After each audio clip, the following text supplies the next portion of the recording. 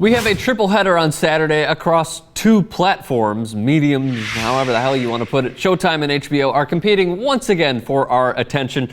We'll start with Danny Garcia against Zab Judah. We bring in Robert Exel, the editor-in-chief of Boxing.com. Now, Saturday on Showtime at the Barclays Center, there has been a lot going on leading up to this fight with Zab Judah and Danny Swift Garcia. I was really looking forward to seeing Angel Garcia shit-talk his way through a press conference once again. Unfortunately, we did not get the chance to see that. And Zab Judah really went after Oscar De La Hoya. If you were watching it, you felt like it was very, very awkward because he attacked Oscar De La Hoya, his promoter, and he said that he was locked in a room. I read through other mediums, and I believe the Ring magazine tweeted this out right here, and then we'll get to you, Robert. Zab and entourage denied entry into presser until Garcia's are finished.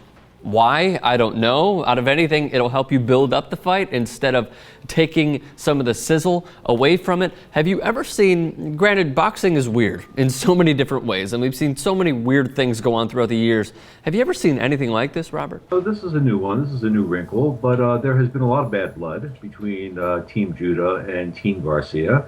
Various reasons, some of which is simply because it's boxing, as you pointed out. Other parts, according to Judah, are that it's racial, which may or may not be so.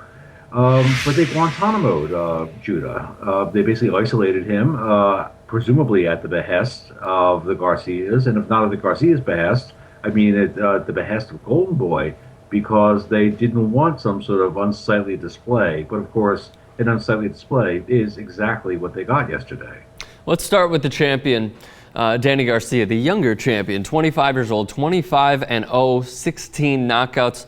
Heck of a fighter. His last big fight was against Amir Khan. You could say he didn't send him into retirement, but it was a really bad loss for Amir Khan and a career-boosting win for Danny Garcia, knocking him out and knocking him down 3 times in order for a technical knockout. He beat Kendall Holt. He beat Eric Morales twice. The Morales wins are whatever. He also beat Nate Campbell, who's 39 years old at the time of the fight, so you shouldn't put too much into that because he's a hell of a competitor. He's going to go out there and not only give his all, but he's going for the home run. He's going for the knockout, which fans love to see, and he did against Amir Khan. So, I mean, what do you make of him fighting a possibly more crafty fighter? It was slugger against slugger with Garcia and Khan. How do you feel about him fighting Judah? I think it's a good fight. I mean, I think it's a great fight for Judah, frankly. I mean, there's a chance for Judah to sort of, he's the cat with 9 lives, and of course it's a chance for Judah to sort of show the world that he has a 10th life. Garcia's a good fighter. He's young, he's strong, he is ambitious, a great competitor. But I think some of the things he got away with against people like Eric Morales, who was clearly over the hill, or throwing a hook, looking away with his eyes closed, and landing against Amir Khan is not likely to happen with Judah, especially in this fight because Judah's coming in with bad blood. I mean, he has something to prove, and I think the first few rounds of this fight could be very, very interesting. Judah is going to go for the juggler. Whether he can reach the juggler and get by Garcia's jab to get to his throat remains to be seen. But again, the first few rounds of this fight should be exceptionally interesting. Judah's 35 years old. He has, I don't believe, ever been treated this way leading up to a fight with Golden Boy Promotions and Oscar De La Hoya. Again, very, very weird in my opinion. And I know many agree with me. He's 12-7 in title fights. You said that you like his chances. Let me just ask you this really quickly, and don't give me your final pick, but just inform me on this. If he wins this fight, would you say that he belongs in the Hall of Fame? Yes, and I think there are other people who belong in the Hall of Fame more. I won't mention their names because nobody will have ever heard of them because they're old-timers. But yes, I mean, why not? I mean, the Hall of Fame is so watered down as it is anyway. They have writers in there. They have all sorts of people in there who really don't even belong in there, as well as lots of felons. So, I mean, the Hall of Fame, it's not like the Baseball Hall of Fame, which has some credibility. It's the Boxing Hall of Fame, so it has as much credibility as boxing itself. Not to say it doesn't perform a valuable service to boxing historians, to fans of boxing, but it is what it is, just as it is not what it is not.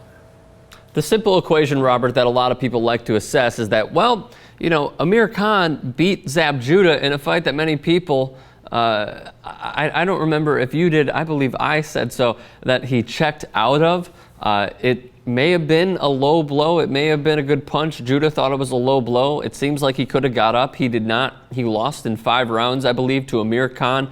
But then Garcia knocked out Khan. So the simple equation is Garcia will handle Judah handily, it seems like. He will handle him with ease as the equation goes. Presumably, yes, but Judah has had more ups and downs than the elevator at the Empire State Building.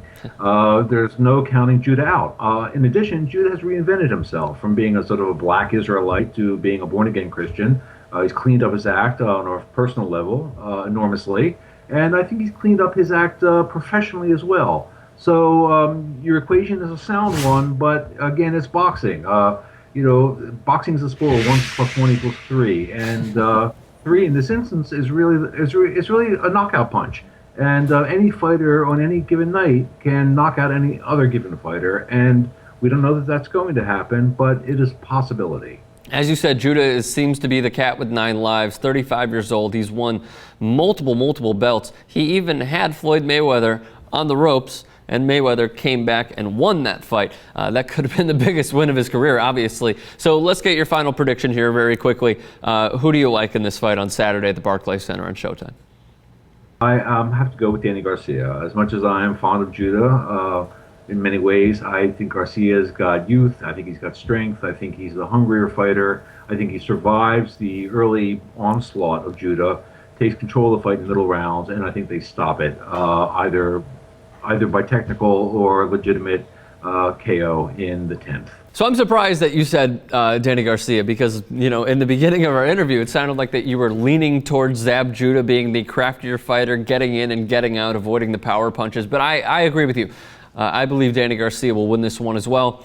It will be a disappointing loss for Zab Judah. I believe possibly 10th round may be the right round for a knockout. He'll just wear him down with a few power punches here and there. One of them are due to connect. And I don't think Zab Judah can really hurt Danny Garcia. I think he can more frustrate him round for round. And if that's the fight that it is, that's the fight that it is. But I think Garcia wins in possibly 10 rounds via stoppage.